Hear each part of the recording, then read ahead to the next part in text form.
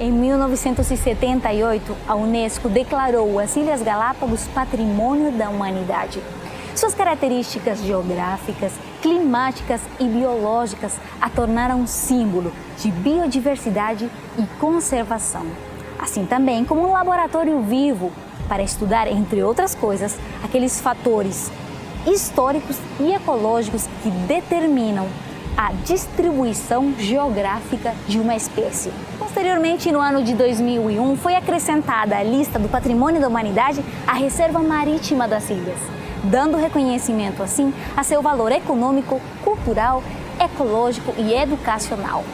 Hoje te convidamos a conhecer mais aquelas espécies que chamam as Ilhas Galápagos de casa e a descobrir como é possível tanta diversidade e tanta riqueza num lugar tão remoto como este.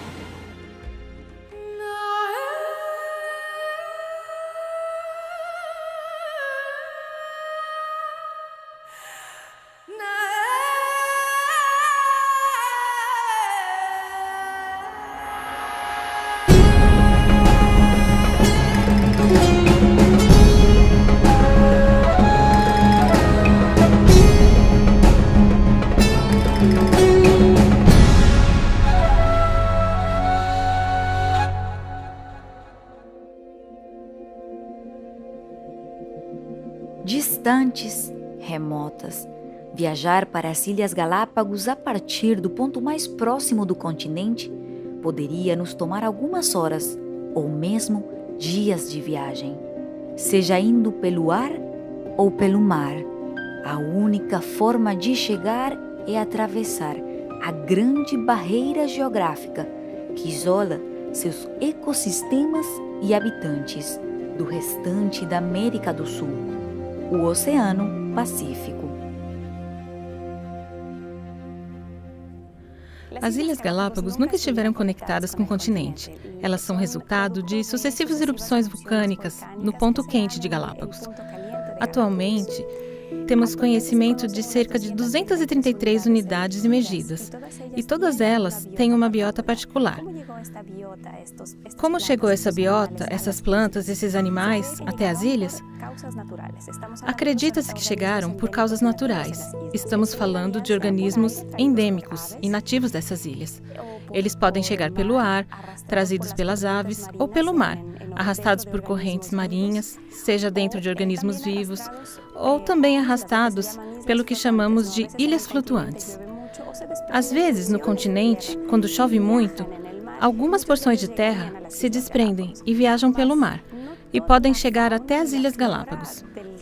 Mas não é toda a fauna ou flora do continente americano ou outros tipos de continentes na Terra que tem seus representantes nas Ilhas Galápagos.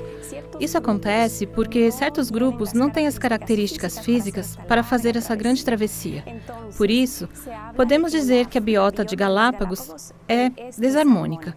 Nem todos os grupos estão representados. É o caso dos anfíbios.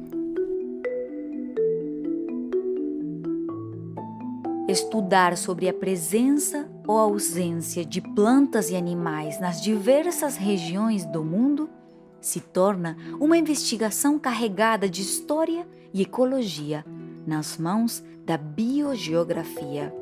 Ciência que encontra nas Ilhas Galápagos, assim como em outros terrenos insulares, condições ideais para se estudar a forma em que as espécies animais e vegetais que as habitam foram capazes de chegar e sobreviver em lugares tão remotos. Os seres vivos estão espalhados de forma irregular através do globo terrestre. Existem regiões que existem muito mais variação de seres vivos do que outros, tá? E, principalmente, existe uma coisa bastante interessante, que é que a gente percebe que quando existe uma região com ilhas, né, é muito comum que essas espécies que estão nas ilhas sejam aparentadas do continente, mas elas têm várias características distintas. Uma das características das Ilhas Galápagos é que a sua biota é única, ou seja, as plantas e os animais que ali estão são únicos. Quando Darwin visitou as Ilhas Galápagos, ele foi um dos primeiros que observou e falou desse tipo de características únicas dos ecossistemas das ilhas. Isso fez pensar e inferir que os organismos que se encontravam lá tinham seus congêneres ou parentes no continente americano.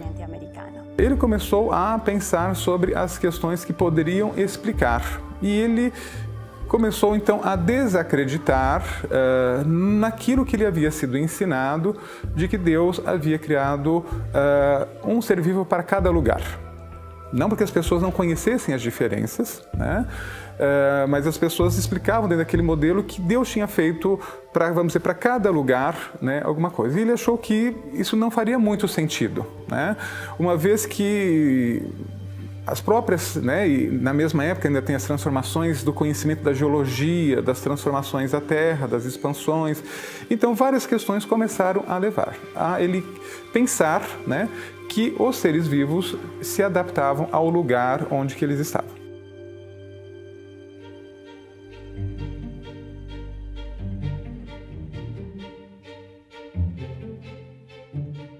Os estudos sobre a biodiversidade do arquipélago de Galápagos devem considerar aspectos geológicos, oceanográficos e climatológicos. A diversidade de habitats marinhos de Galápagos não é só reflexo da geologia e da variada oceanografia. Nestes sistemas ocorrem também variações sazonais de temperatura da água, salinidade, nutrientes e também sedimentos que se combinam com processos físicos como a força do vento, afloramentos induzidos batimetricamente, frentes, formações de redemoinhos e a combinação de marés.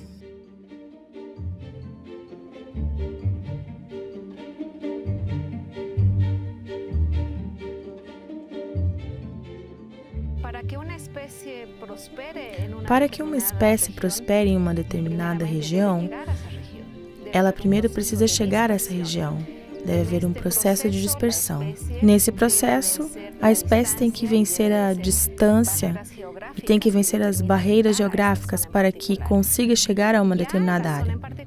Quando estiver na área determinada, para que uma espécie tenha êxito, ela deve ser capaz de se adaptar às condições ambientais do seu entorno, para poder deixar descendência e ter êxito como espécie. Na natureza é possível observar, ou seja, o processo de formação, de separação, dentro do mesmo gênero ou de uma mesma família. Processos que geram entidades reprodutivas independentes. Existem muitas causas para isso, mas o que de fato permite é a variabilidade genética que esse indivíduo tem. O que ocorre é que nós vemos na Terra uma diversidade gigantesca, inumerável, de sistemas complexos, todos eles vivendo muito bem, harmonicamente, exceto quando ocorre alguma grande alteração ambiental. Na verdade, grandes alterações ambientais podem e vão ocorrendo com o passar do tempo. E muitos desses organismos que vivem harmonicamente com o ambiente, devido a essa alteração do ambiente ocorrer, eles passam a não terem os subsídios que eles precisavam para continuarem vivos, né? E entram em extinção. Extinção, dissipação gradual através do tempo, ameaça constante para toda espécie animal ou vegetal que luta pela sobrevivência.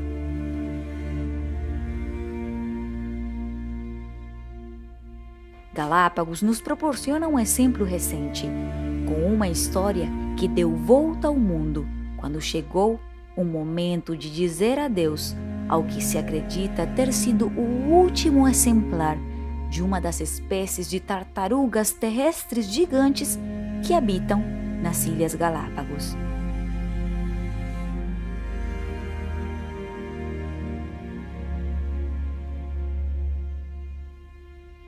Conhecido como solitário Jorge, este macho da espécie Chelonoidis abigdoni morreu em 24 de junho de 2012, sem deixar nenhuma descendência, apesar das várias tentativas.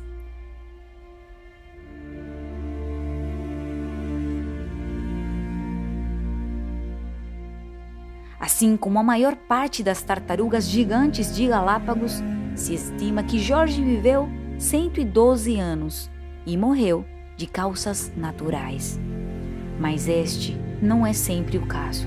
Geralmente, grande parte das causas de extinção são muito mais possíveis de prevenir. Uma delas é a destruição do habitat.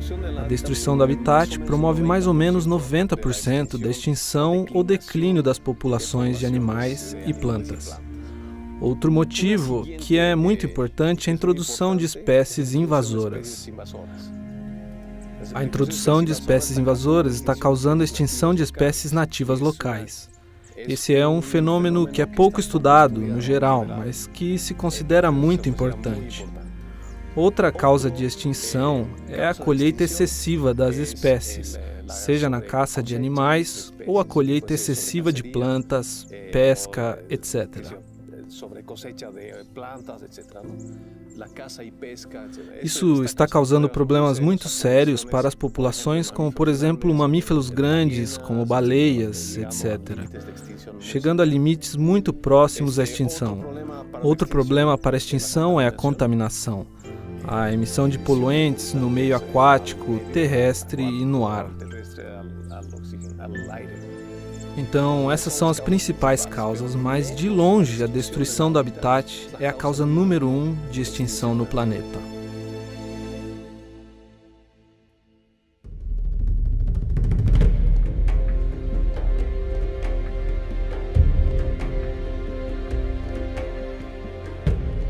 As condições geográficas e ecológicas das Galápagos proporcionam um cenário particular que favorece ao endemismo, ou seja, organismos que, graças à sua adaptação intensificada pelas condições climáticas extremas e ao isolamento geográfico, se tornam novas espécies com características únicas no mundo. Maravilhosas, surpreendentes, mas também frágeis diante das mudanças em seu ecossistema. Mudanças que, em sua grande parte, são causadas pela ação irresponsável ou desprevenida do ser humano.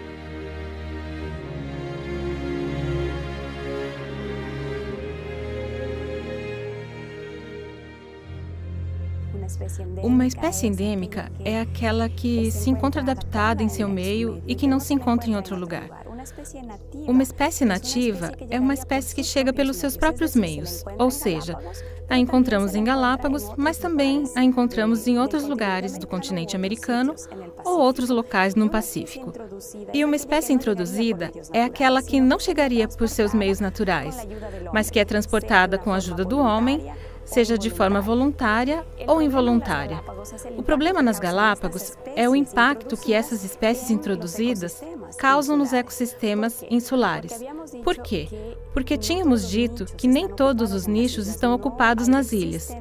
Não existe lugar, assim digamos, para outras espécies. E quando essas novas espécies chegam e ocupam esses lugares, elas se tornam invasoras, ou seja, estão melhor adaptadas a competir com as espécies endêmicas, que em muitos casos já perderam seus mecanismos de defesa, ou outras que, digamos, que tenham relaxado bastante ou são sensíveis. Tem populações muito pequenas e quando uma espécie nova chega, o que ela faz é ocupar um nicho ecológico e deslocar ou depredar as espécies já existentes nas ilhas. Então, muitas espécies, quando elas vão para um local onde não é o delas, onde elas não têm predadores naturais e elas têm uma rusticidade muito grande, elas têm um crescimento avantajado, elas conseguem competir muito bem no ambiente, elas acabam invadindo o ambiente e causando até, às vezes, extinção de algumas espécies que são daquele local.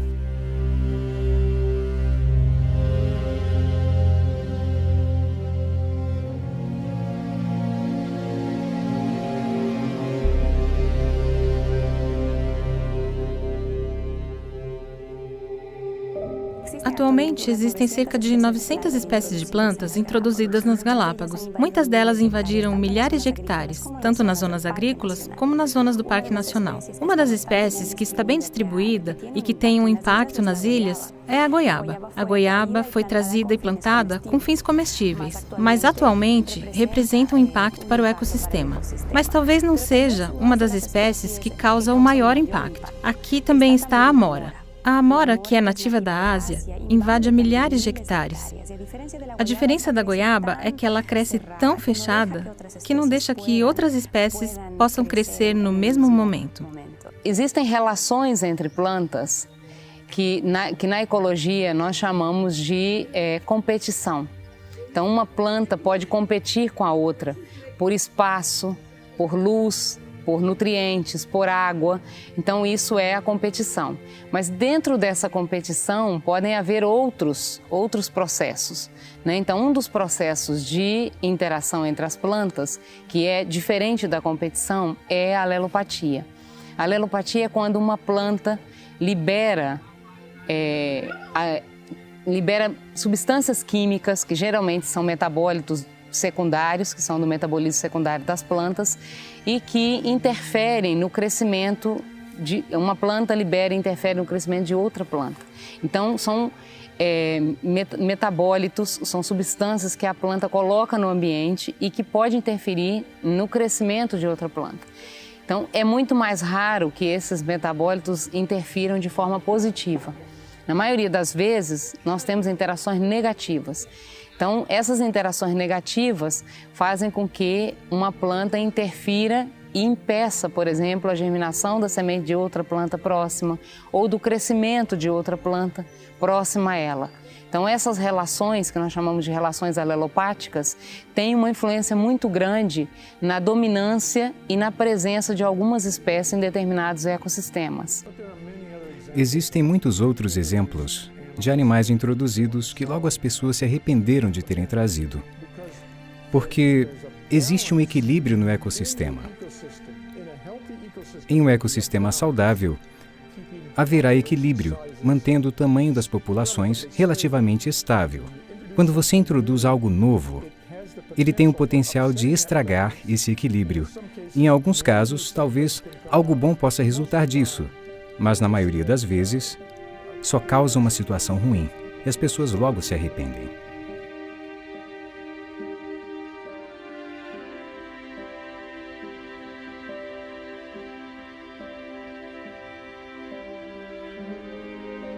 Não é um assunto desconhecido a fragilidade do equilíbrio do nosso planeta e, em muitos casos, sua irreversível situação atual. Mas seja porque a repetição nos anestesia ou a gravidade nos cauteriza, o alarme não é suficiente. Para o bem de todos, devemos despertar e atuar, colocar a urgência onde ela pertence e a relevância naquilo que verdadeiramente transcende. Observar a biogeografia de Galápagos pode nos revelar muito sobre a atual situação do nosso mundo, mas também nos faz refletir sobre sua origem.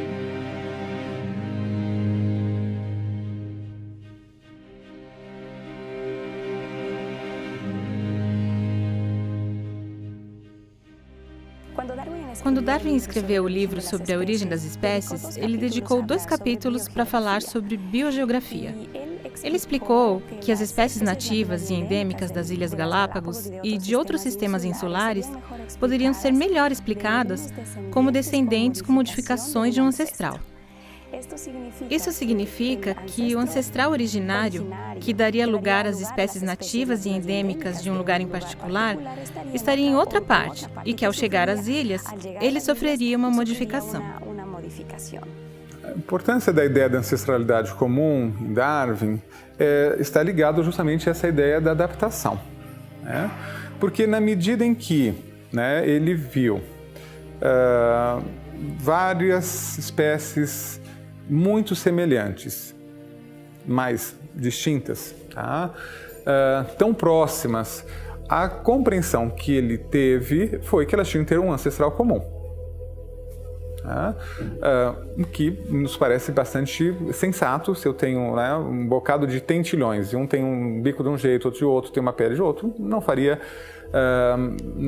seria estranho eu pensar no ancestral comum, porque nós pensamos isso naturalmente com um cachorro, né?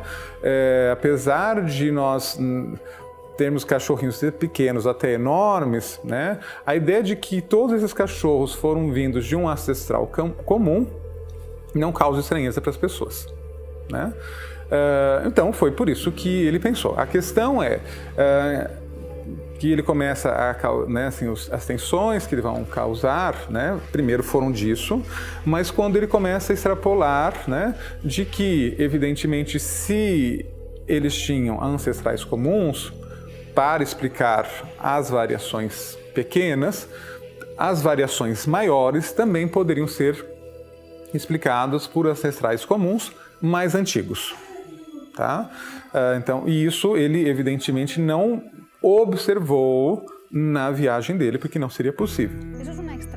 Isso é uma extrapolação. Darwin e, no geral, os biólogos evolucionistas consideram que as evidências que temos de especiação, de que o bico dos tentilhões pode mudar de tamanho e de forma até dar lugar a espécies diferentes, ou que a forma do casco da tartaruga ou a forma do rabo e das unhas de uma iguana podem variar e dar lugar a duas espécies distintas. Que se adicionarmos a isso tempo suficiente para trás, essas mudanças podem se acumular e podem dar lugar a organismos que sejam muito mais diferentes entre eles, como poderia ser um réptil de uma ave, um mamífero de um réptil ou um peixe que se torna em anfíbio. E se levarmos isso mais para trás no tempo, chegaríamos no final em um ancestral comum de todos os organismos vivos, que seria um organismo unicelular. A primeira célula que no final deu lugar a todos os demais na base de acrescentar pequenas mudanças. Uma mutação, uma mudança benéfica que logo se diversifica, se separa, mais mudanças, adicionamos muitos milhões de anos e chegamos a toda a biodiversidade que temos atualmente. Essa extrapolação tem um problema muito grande. É que, para essas mudanças, é necessário adicionar informação genética. Darwin estava comprometido à ideia de que Deus não está envolvido. Então, Darwin não teve escolha, exceto afirmar que essas pequenas mudanças podem eventualmente somar e conduzir a grandes mudanças. Não por causa da evidência, mas por causa do seu compromisso filosófico de deixar Deus de fora. Um criacionista não tem esse tipo de compromisso. Um criacionista é aberto à ideia de que Deus talvez tenha se envolvido ou tenha acontecido através de um processo que ainda não entendemos. Mas quando olhamos para a evidência, vemos que a evidência aponta para Deus, que de fato existe um toque inteligente no sistema para criar novos órgãos e novos planos corporais. E por planos corporais me refiro ao arranjo das partes. Novas partes e novos arranjos de partes parecem exigir um criador inteligente. A teoria de Darwin não vai bem nessa tarefa.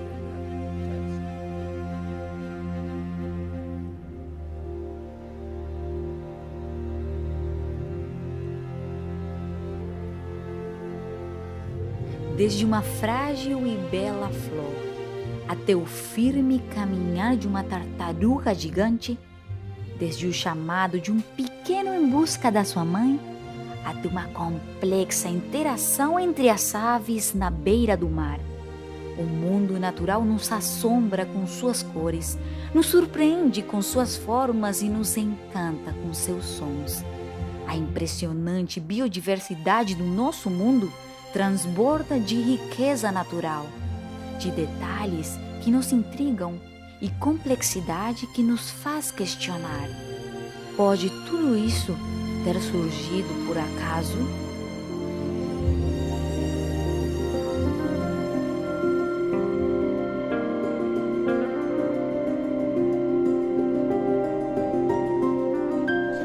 Como obtemos um ecossistema? Se pensarmos na origem do ecossistema, existem certos elementos no ecossistema que parecem ser interdependentes desde o princípio. E mesmo que esta ideia não tenha sido completamente desenvolvida ainda, planteia uma pergunta. É realmente possível para a evolução explicar a origem dos sistemas interdependentes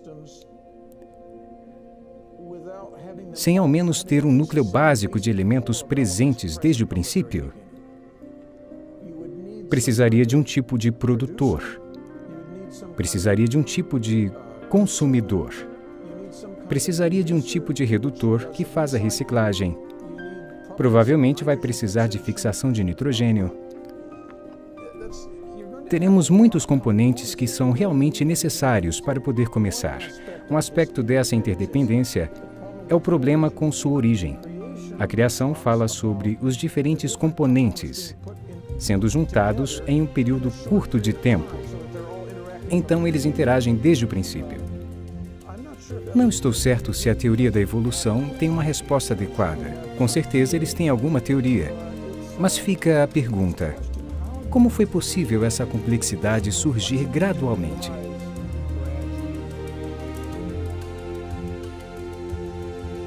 Onde aprenderam as fragatas esse voo tão sagaz que lhes permite roubar alimentos em pleno voo? Como aprendeu o tentilhão carpinteiro a utilizar um pequeno ramo como ferramenta para extrair sua escorregadiça comida de dentro de uma árvore? No mundo natural, vida é mais do que complexidade em formas, comportamentos e relações. Esta temporada, te convidamos a nos acompanhar em uma viagem por trás da origem de tanta biodiversidade e complexidade neste pequeno planeta que chamamos Terra.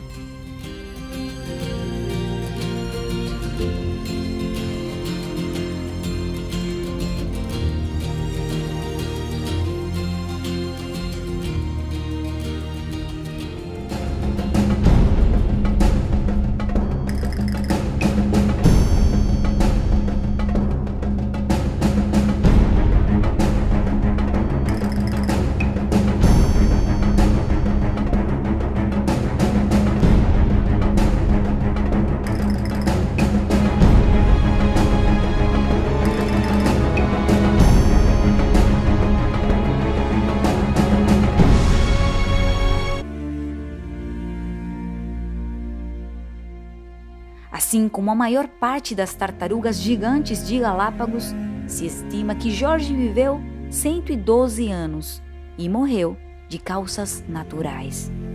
Mas este não é sempre o caso. Geralmente, grande parte das causas de extinção são muito mais possíveis de prevenir. Uma delas é a destruição do habitat. A destruição do habitat promove mais ou menos 90% da extinção ou declínio das populações de animais e plantas. Outro motivo que é muito importante é a introdução de espécies invasoras.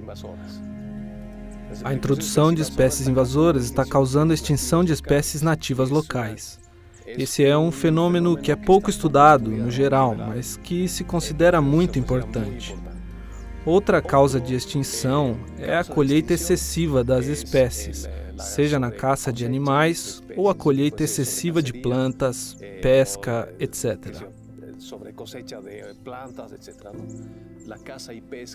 Isso está causando problemas muito sérios para as populações, como por exemplo mamíferos grandes, como baleias, etc., chegando a limites muito próximos à extinção. Outro problema para a extinção é a contaminação, a emissão de poluentes no meio aquático, terrestre e no ar. Então, essas são as principais causas, mas de longe a destruição do habitat é a causa número 1 de extinção no planeta.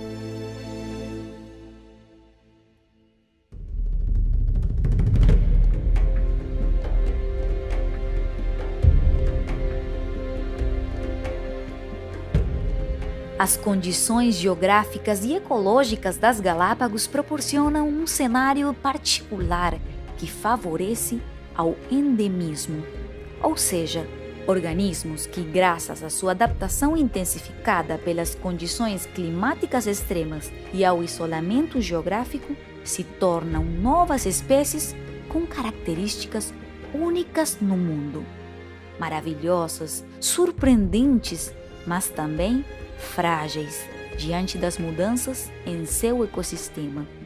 Mudanças que, em sua grande parte, são causadas pela ação irresponsável ou desprevenida do ser humano.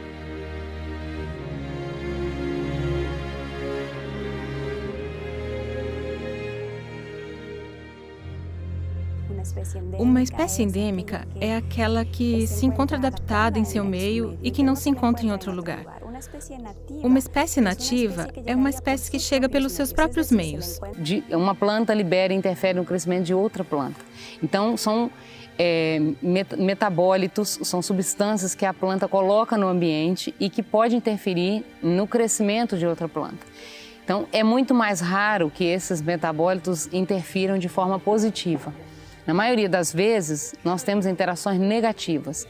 Então, essas interações negativas fazem com que uma planta interfira e impeça, por exemplo, a germinação da semente de outra planta próxima ou do crescimento de outra planta próxima a ela. Então, essas relações, que nós chamamos de relações alelopáticas, têm uma influência muito grande na dominância e na presença de algumas espécies em determinados ecossistemas. Existem muitos outros exemplos de animais introduzidos que logo as pessoas se arrependeram de terem trazido. Porque existe um equilíbrio no ecossistema. Em um ecossistema saudável, haverá equilíbrio, mantendo o tamanho das populações relativamente estável. Quando você introduz algo novo, ele tem o potencial de estragar esse equilíbrio.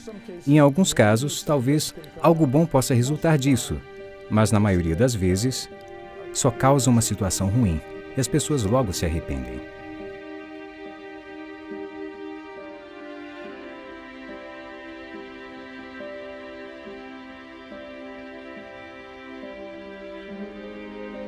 Não é um assunto desconhecido a fragilidade do equilíbrio do nosso planeta e, em muitos casos, sua irreversível situação atual.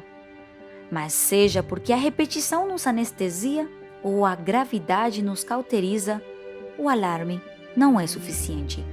Para o bem de todos, devemos despertar e atuar, colocar a urgência onde ela pertence e a relevância naquilo que verdadeiramente transcende. Observar a biogeografia de Galápagos pode nos revelar muito sobre a atual situação do nosso mundo, mas também nos faz refletir sobre sua origem.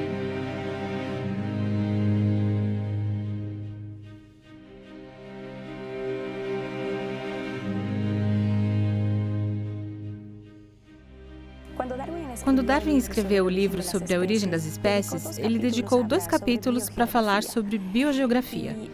Ele explicou que as espécies nativas e endêmicas das Ilhas Galápagos e de outros sistemas insulares poderiam ser melhor explicadas como descendentes com modificações de um ancestral. Isso significa que o ancestral originário, que daria lugar às espécies nativas e endêmicas de um lugar em particular, estaria em outra parte e que, ao chegar às ilhas, ele sofreria uma modificação. Metabólitos são substâncias que a planta coloca no ambiente e que pode interferir no crescimento de outra planta. Então, é muito mais raro que esses metabólitos interfiram de forma positiva. Na maioria das vezes, nós temos interações negativas. Então, essas interações negativas fazem com que uma planta interfira e impeça, por exemplo, a germinação da semente de outra planta próxima ou do crescimento de outra planta próxima a ela. Então, essas relações, que nós chamamos de relações alelopáticas, têm uma influência muito grande na dominância e na presença de algumas espécies em determinados ecossistemas. Existem muitos outros exemplos de animais introduzidos que logo as pessoas se arrependeram de terem trazido. Porque existe um equilíbrio no ecossistema. Em um ecossistema saudável, haverá equilíbrio, mantendo o tamanho das populações relativamente estável. Quando você introduz algo novo, ele tem o potencial de estragar esse equilíbrio. Em alguns casos, talvez algo bom possa resultar disso, mas na maioria das vezes, só causa uma situação ruim e as pessoas logo se arrependem.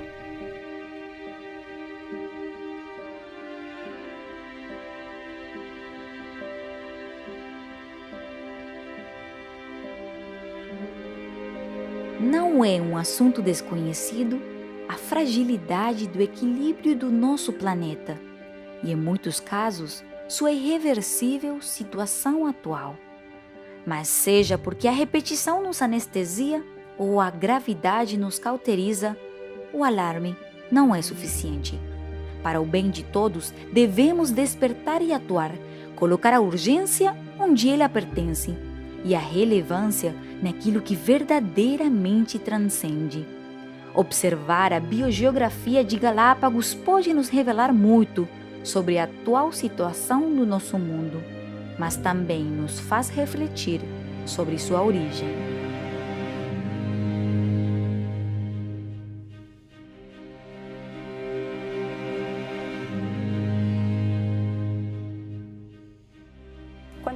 Quando Darwin escreveu o livro sobre a origem das espécies, ele dedicou 2 capítulos para falar sobre biogeografia.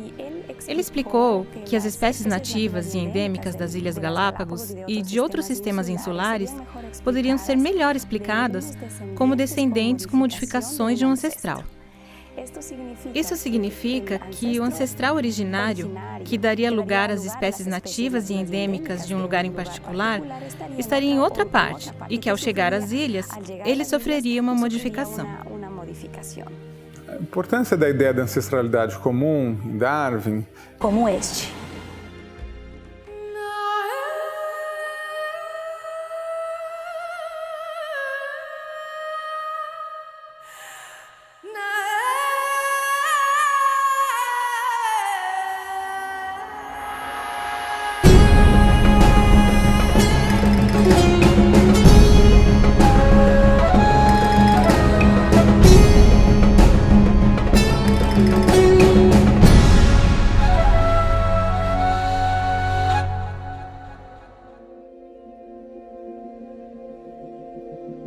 Distantes, remotas, viajar para as Ilhas Galápagos a partir do ponto mais próximo do continente poderia nos tomar algumas horas ou mesmo dias de viagem. Seja indo pelo ar ou pelo mar, a única forma de chegar é atravessar a grande barreira geográfica que isola seus ecossistemas e habitantes do restante da América do Sul, o Oceano Pacífico.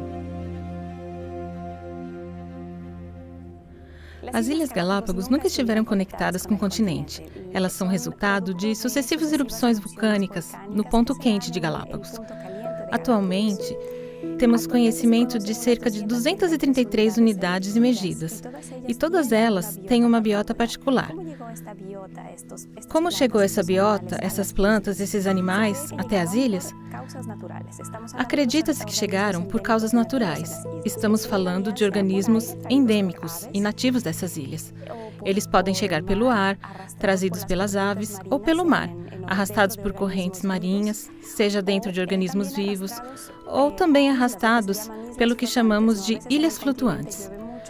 Às vezes, no continente, quando chove muito, algumas porções de terra se desprendem e viajam pelo mar, e podem chegar até as Ilhas Galápagos. Mas não é toda a fauna ou flora do continente americano ou outros tipos de continentes na Terra que tem seus representantes nas Ilhas Galápagos. Isso acontece porque certos grupos não têm as características físicas para fazer essa grande travessia. Por isso, podemos dizer que a biota de Galápagos é desarmônica. Nem todos os grupos estão representados. É o caso dos anfíbios. Estudar sobre a presença ou ausência de plantas e animais nas diversas regiões do mundo se torna uma investigação carregada de história e ecologia nas mãos da biogeografia. Ciência que encontra nas Ilhas Galápagos, assim como em outros terrenos insulares, condições ideais para se... Em um ecossistema saudável, haverá equilíbrio, mantendo o tamanho das populações relativamente estável. Quando você introduz algo novo, ele tem o potencial de estragar esse equilíbrio. Em alguns casos, talvez algo bom possa resultar disso, mas na maioria das vezes, só causa uma situação ruim e as pessoas logo se arrependem.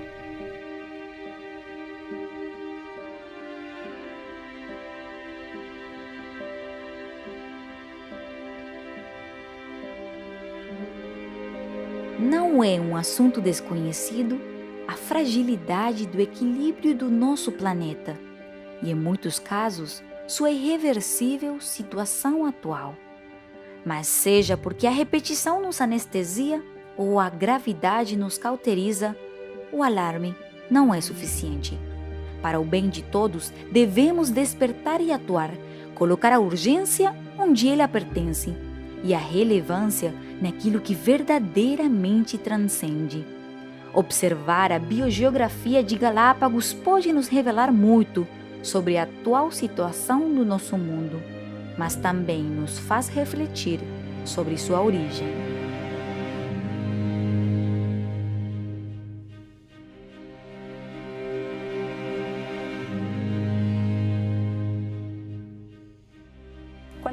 Quando Darwin escreveu o livro sobre a origem das espécies, ele dedicou 2 capítulos para falar sobre biogeografia. Ele explicou que as espécies nativas e endêmicas das Ilhas Galápagos e de outros sistemas insulares poderiam ser melhor explicadas como descendentes com modificações de um ancestral. Isso significa que o ancestral originário, que daria lugar às espécies nativas e endêmicas de um lugar em particular, estaria em outra parte e que, ao chegar às ilhas, ele sofreria uma modificação. A importância da ideia da ancestralidade comum em Darwin está ligada justamente a essa ideia da adaptação, né? Porque na medida em que, né, ele viu várias espécies muito semelhantes, mas distintas, tá? Tão próximas, a compreensão que ele teve foi que elas tinham que ter um ancestral comum. O que nos parece bastante sensato. Se eu tenho, né, um bocado de tentilhões e um tem um bico de um jeito, outro de outro, tem uma pele de outro, não seria estranho eu pensar no ancestral comum, porque nós pensamos isso naturalmente com um cachorro, né? Apesar de nós termos cachorrinhos pequenos até enormes, né, a ideia de que todos esses cachorros foram vindos de um ancestral comum